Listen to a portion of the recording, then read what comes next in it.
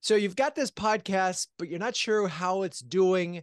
How do you know when it's time to bring in a professional? The good news is I've got Rachel Downey, Share Your Genius. So Rachel, tip number one on when it's time to bring in a professional. I think it's time to bring in a professional when you are looking at the data and don't know what to do with it.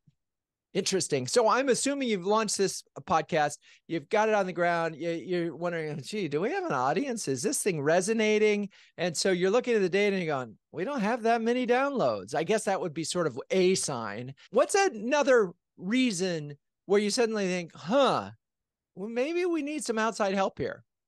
I think if you are looking at the podcast and realizing that it's never just a podcast is when you should bring in a professional. And what I mean by that more succinctly is if it is being executed as a siloed event and it shouldn't be, you should bring in a professional. Yeah, that's such a good point because, I think about Renegade Marketers United and the podcast there. We get blog posts out of it, newsletters out of it, articles out of it. And so it's a central piece. And it also has another business function, right? Because I get to meet wonderful CMOs as a result of having that show. So okay, that's number two. What's number three, if you will, the final kicker? It's like, we need some help here.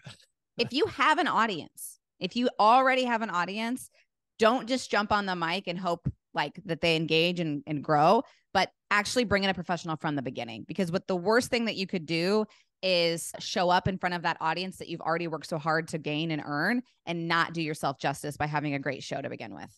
Well, and I think that's a really important point because here's the deal. There are a lot of podcasts. There's a lot of content and the bar is really high. And so if you aren't delivering, particularly as it's a corporate podcast, you aren't delivering great content that frankly, you'd be proud to put in front of your board of directors, there may be a problem and you need some help, in which case you should call Rachel from Share Your Genius.